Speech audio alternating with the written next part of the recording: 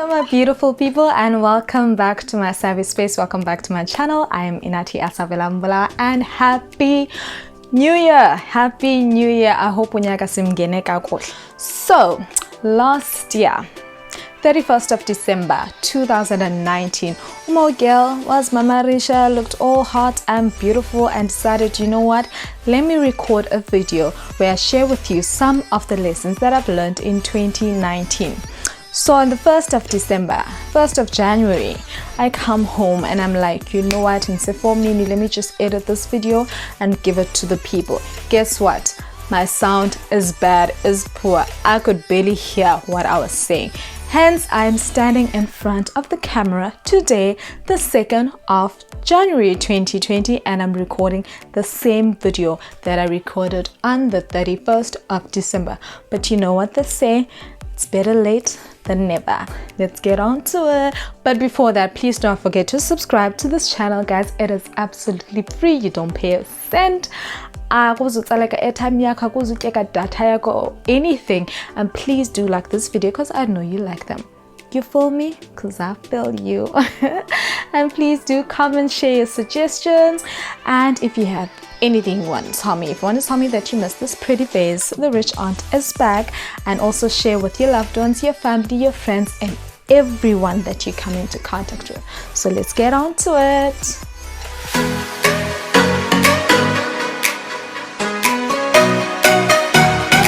So lesson number 1 is the lesson I learned from my grandmother. It's something that she told me beginning of last year, is that I need to do away with this habit of starting something and not finishing it.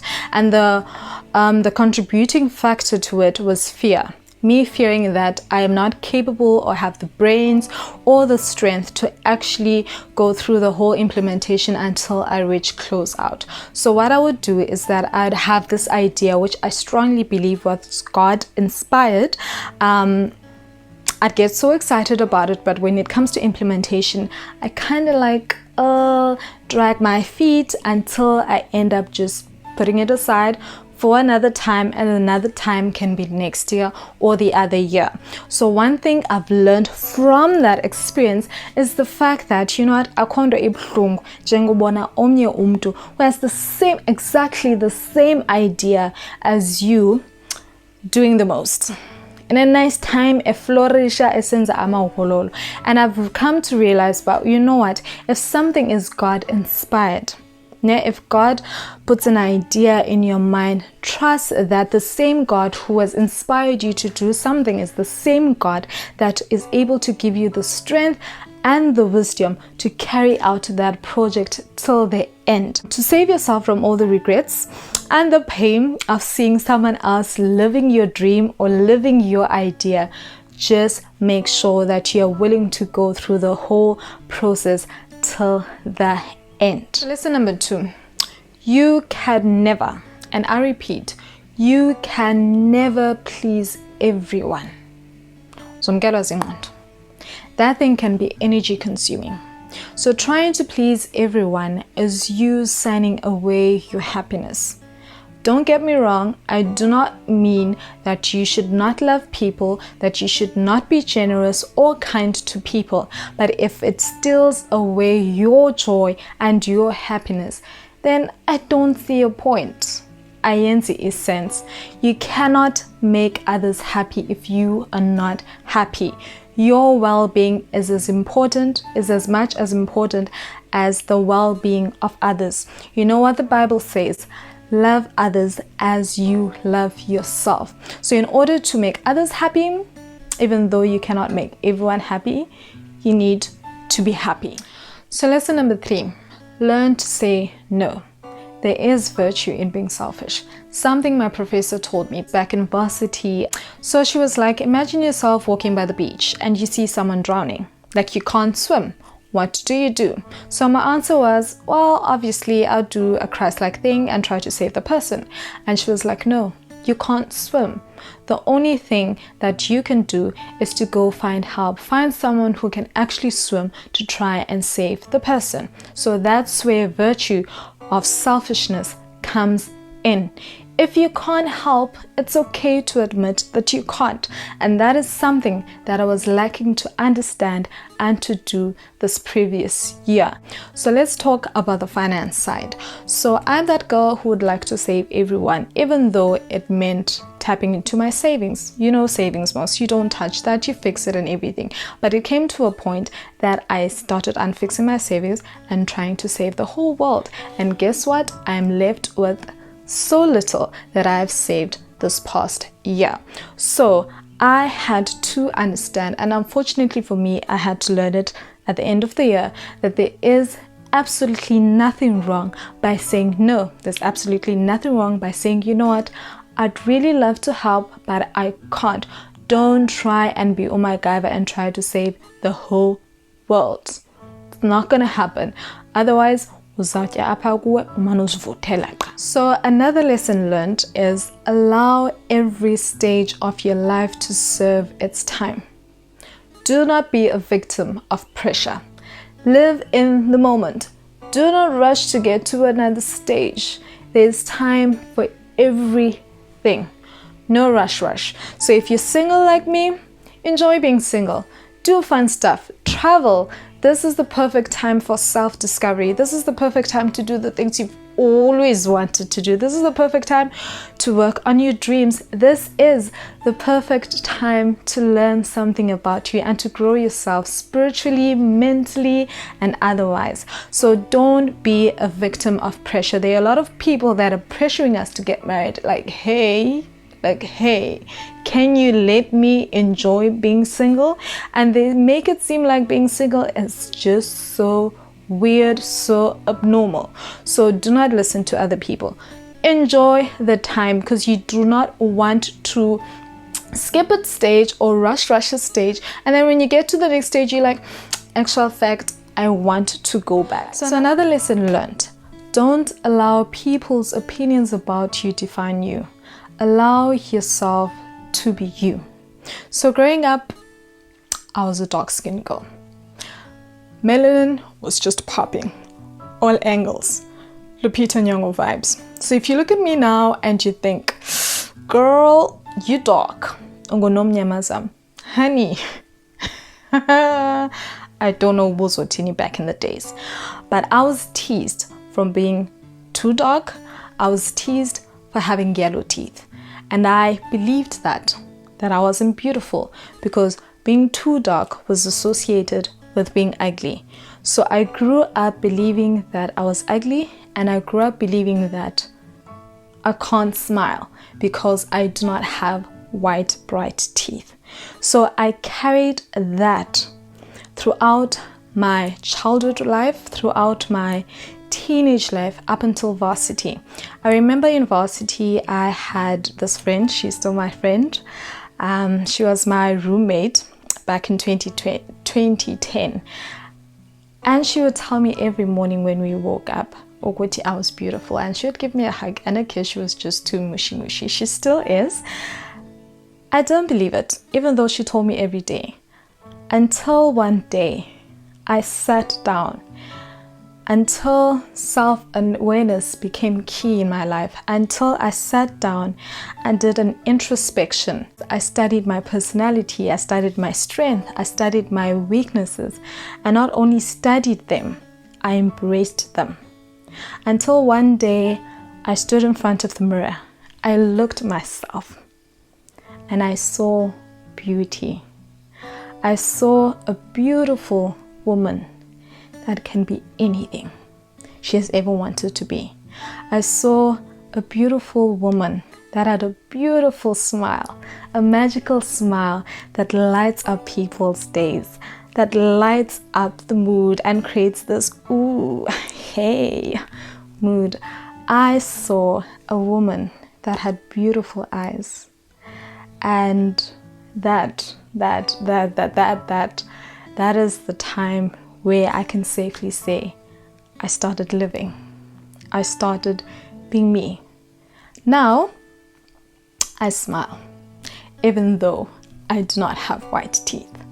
And today I get to tell myself, you are beautiful. You were created by God. You were created in His image and in His likeness. You were wonderfully and uniquely made. You were made a little lower than the angels. You were created for a purpose that is beautiful. You were created to be something great. You add value to this earth. Best believe that. And there's no one, absolutely no one like you. And not only tell myself that I am beautiful, I believe it. And I don't need to convince other people that I am beautiful. It's enough that I believe it. So lesson number what? Allow yourself enough time to heal, your pace and no one else. So I was once in a relationship, didn't last long. I broke up with a guy, I was left with regrets, and then I mourned the relationship for 5 years. First year, my friends didn't understand. Haibo, your relationship didn't even last that long. Why are you still crying over this guy and everything? Just get over it. And I had to pretend. There was a point I had to pretend like I was okay with the whole breakup. I was fine, guys. Ooh, I'm ready to move on and everything. Even though inside I was hurting. People had their time frame of how long you need to get over a relationship. That didn't last that long and everything. And I somehow was kind of like forced to actually work around the time frame, and everything. All I can say that it really hurt. When they joke around about the relationship and everything, I'd laugh, ha ha ha. But when I'm alone, I'd cry. Like, oh my gosh, what did I do to myself and everything?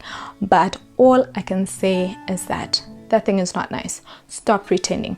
If you allow other people to dictate how long you should mourn a relationship, you are bound to hurt other people. Because what's going to happen is that you're going to be like, you're going to lie to yourself and say, I'm over the past relationship, I'm moving on to the next one, and so to save yourself and to save yourself from hurting the other person, allow yourself enough time to heal so that when the next relationship, you're able to welcome it quickly. And everything. Another lesson: fear will make you not reach your final destination. In actual fact, fear will stop you from even taking off. That's something that I learned in Ngale channel. The plan was to start 2 years back, but I kept postponing because I feared the good news on judge English and then you're gonna post nasty comments, and then you're gonna put the bonesies, or I was scared that your followers of mana isabis ezimbalo azizukula and everything. So I had all those excuses, and that's why I postponed starting this channel. But I thank God that I was able to go to take off. Now we are here. MON, and I'm busy serving you is next and everything, and I'm super excited that I was able to start. And thank you to my friends who have been pushing me to start this channel and everything. So I'm here. So guys, fear was that do not allow fear to stop you from taking off, in actual fact from reaching your destination. Lesson number 9. Just because I've forgotten which lesson this one is, I'll just say it's lesson number 9. When your tank runs dry, when your tank is an empty, it's okay to ask your next door. What I mean by this, life.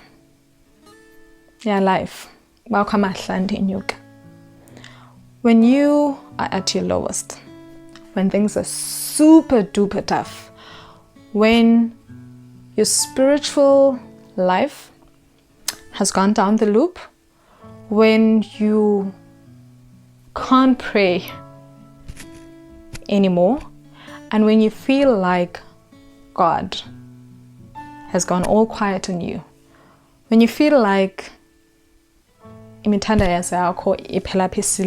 feel like, hey, I don't know what to say. I know people say that tears are a language that God understands, but there are those times when you're like, man, God, I am not feeling you. I feel like Aundiva. My prayers are just bouncing back and everything. It's okay to ask and next door. This year was a bit challenging for me, especially the first 3 months. No, not first 3 months. April, May, June. That was the time where my contract had come to an end, and the whole process of renewing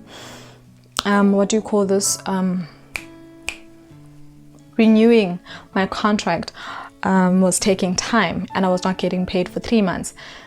That was not really an issue, even though it really did affect me, but that whole process or that challenge or that period kind of like triggered some of the issues that were really weighing me down, but I chose to ignore. So those 3 months I was at my lowest. I don't want to say I was depressed, but I didn't want to talk to anyone. All I did was to cry. I was just out. I was just not myself.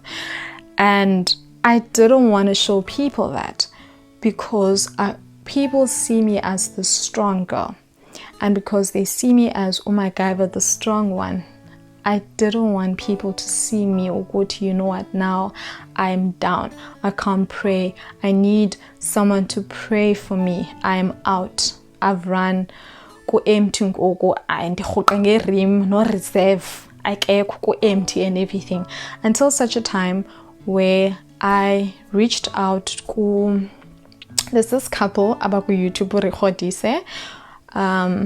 So every Tuesdays they will put up a post where they ask people to send their prayer requests so that they intercede on their behalf.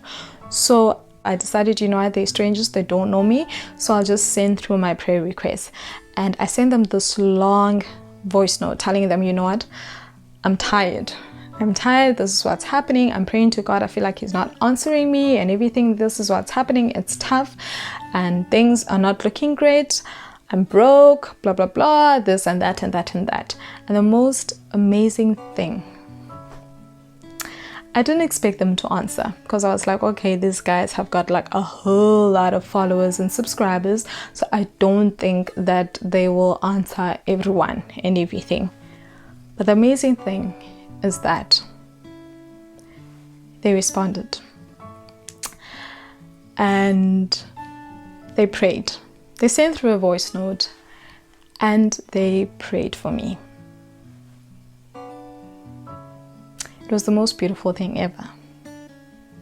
Someone interceding on your behalf. Orekhodise wrestled with the heavens on my behalf. I was on empty. And that time I felt, you know what? I don't know. But those guys interceded on my behalf. And I'll tell you this one thing. When I was listening to them pray, a sense of relief, I could feel it. And I really felt someone really praying for me. All I can say is that things started happening. My faith was revived. My doubts about God hearing me were wiped away, and things started happening. That's what I'm going to say. I don't know what to say, but I will forever be grateful to Orekhodise for what they did. And yeah, that prayer, it goes now to my other lesson, that do not limit God. He is able. And that there are 1,000 ways that God provides for us, of which we know not of. Let us not limit God. If you are going through a financial situation or financial excuse me, Me not getting paid for 3 months, I expected God to answer me with a chankor. And limiting him blinded me to see ukuthi kule 3 months there was food on the table each and every day. We didn't go to bed silambile ekhaya, even though it wasn't a proper meal, but beslala skili. I was able to pay ipolisi zam, my contract and my everything. Kule 3 months, I didn't default. I didn't see that because I had limited God. Go to God, I'm not getting paid, so I need money to cover these things. But all along, I couldn't see ukuthi God was sustaining me and is sustaining me. Until that prayer that Orekhodise made. So these are the 2 lessons. If your tongue runs dry, if you feel like you can't, haya andisakwazi uthandaza angandazi uba ndithini, hamba ucele next door. Susamba uba nguMacGyver. And also, don't die alone. Let the other person intercede on your behalf. If you can't pray for yourself. And number 2, do not limit God. He is able. He has 1,000 ways of providing for you of which you know not of. He created everything. And his thoughts are not our thoughts, and his ways are not our ways. But one thing we can hold on to is the fact that he has greater plans for us. Not to harm us, but to give us an expected end. As I conclude my 10 lessons, I'm not even sure they are 10 lessons. Ephesians 3 verse 20. God is able to do exceedingly more, abundantly, than what we can ask for or could even imagine. Whatever happens, 2019, that is the main lesson that I learned, is that God is able. If you can imagine it, that one is sorted. He can do beyond. Just don't limit him. And best believe that he's going to do it. Just trust him. Have faith in him. If we ask and believe, ask according to his will and believe, then it is done. And it is done. Thank you for watching. I hope you enjoyed this video. Please do not forget to subscribe. Please do not forget to like it and to share it with everyone. Share it with media, social media, Facebook, wako, Instagram. Tell the people to come watch. A nice time.